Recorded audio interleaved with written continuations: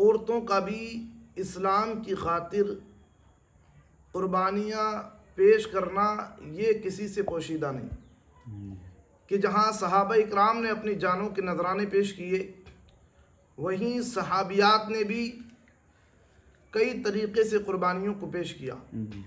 یعنی صحابیات جانتی تھیں اسلام کی عظمت کو، اسلام کی حقانیت کو، ان نبی کریم صلی اللہ علیہ وسلم سے محبت کو، کیونکہ انہیں معلوم تھا کہ ہم تو کہاں تھے، ہمارا معاملہ کہاں تھا، ہمیں تو دنیا میں ذلیل و رسوا کیا جا رہا تھا، مارا جا رہا تھا، لیکن جب اللہ کا نبی آیا تو عورتوں کو مقام مل گیا، عزتیں مل گئیں، عظمتیں مل گئیں۔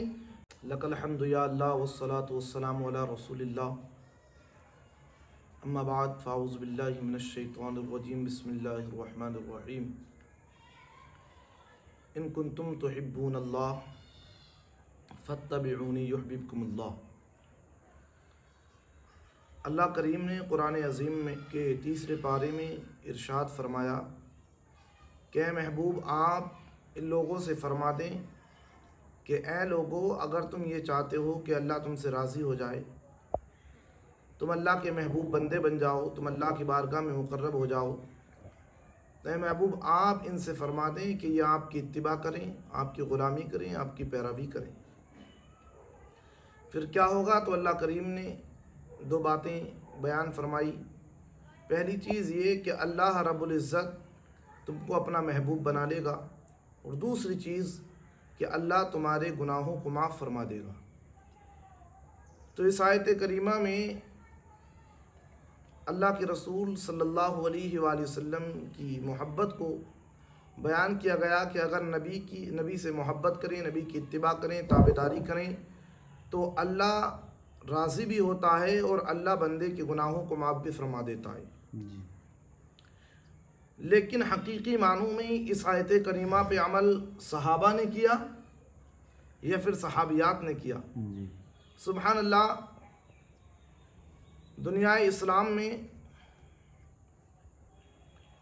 عورتوں کا بھی اسلام کی خاطر قربانیاں پیش کرنا یہ کسی سے پوشیدہ نہیں کہ جہاں صحابہ اکرام نے اپنی جانوں کے نذرانے پیش کیے، وہیں صحابیات نے بھی کئی طریقے سے قربانیوں کو پیش کیا۔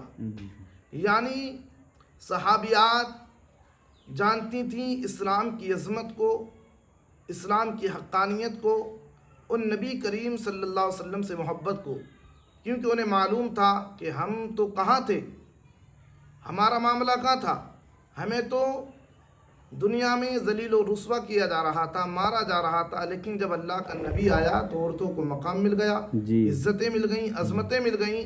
جب انہوں نے یہ سب دیکھا کہ یہ تو عورتوں کو مقام دینے کے لیے آئے ہیں، یہ تو بچوں پہ شفقت کرنے کے لیے آئے ہیں، بوڑھوں کا ادب کرنے کے لیے آئے ہیں، ادب بتانے کے لیے آئے ہیں، تو جب انہوں نے یہ تمام چیزیں دیکھی، نبی کی سیرت، نبی کا اخلاق کردار دیکھا، تو پھر انہوں نے بھی قربانیاں پیش کیں۔ جنگ احد کے موقع پر شیطان نے یہ افواہ اڑا دی کہ معاذ اللہ کہ رسول اکرم صلی اللہ علیہ وآلہ وسلم شہید ہو گئے۔ جب یہ پتہ چلا تو سارے لوگ جو ہے شہر سے نکل کر کے باہر آئے اور میدان کی طرف دوڑنے لگے، لیکن انہی میں ایک صحابیہ وہ تھیں کہ جن کے شوہر شہید ہو گئے، بیٹا شہید ہو گیا، باپ شہید ہو گیا، بھائی شہید ہو گیا۔ جب وہ آقا کریم صلی اللہ علیہ وسلم کو دیکھنے کے لیے گئیں تو کسی نے بتایا تمہارے شوہر کا انتقال ہو گیا، تو کہا مجھے پرواہ نہیں، مجھے یہ بتاؤ رسول اللہ صلی اللہ علیہ وسلم کیسے ہیں؟ کسی نے کہا تمہارے بیٹے کا انتقال ہو گیا، وہ شہید ہو گئے، تو کہا مجھے اس کی خبر نہیں، پہلے مجھے یہ بتائیے میرا محبوب سلامت ہے یا نہیں۔ اس کے بعد کسی نے کہا تمہارے باپ کا انتقال ہو گیا، پھر کہا تمہارے جو ہے بھائی کا انتقال ہو گیا۔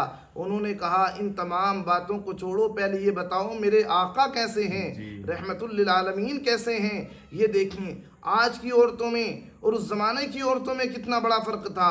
آج دیکھیں عورتیں کو سب کچھ مل رہا ہے، تمام تر انعامات مل رہے ہیں، نعمتیں مل رہی ہیں، عیش و عشرت کی زندگی گزار رہی ہیں، لیکن اس کے باوجود بھی وہ اسلام پر صحیح معنوں میں عمل پیرا نہیں ہو رہی ہیں. لیکن اس زمانے میں ان کے پاس کھانے کے لیے نہیں ہوتا، صحیح طریقے سے کپڑے پہننے کے لیے نہیں ہوتے، لیکن اس کے باوجود بھی وہ کیسی کیسی قربانیاں پیش کر دیتی. لیکن بعد میں جب انہیں پتہ چلا کہ اللہ کے رسول سلامت ہیں، آقا کے قدموں میں گر گئیں، کہا یا رسول اللہ آپ سلامت ہیں تو کائنات سلامت ہے. میرے بیٹے شہید ہو گئے، یہ میرے لیے فخر کی بات ہے. ان کا مقام اللہ نے بڑا کیا، اور اللہ نے تو ان کے بارے میں فرما دیا کہ وہ مرے نہیں بلکہ وہ زندہ ہیں، اور اللہ ان کو رزق عطا فرماتا ہے. زندہ ہو جاتے ہیں جو مرتے ہیں حق کے نام پر. اللہ اللہ موت کو کس نے مسیحا کر دیا. جی واہ.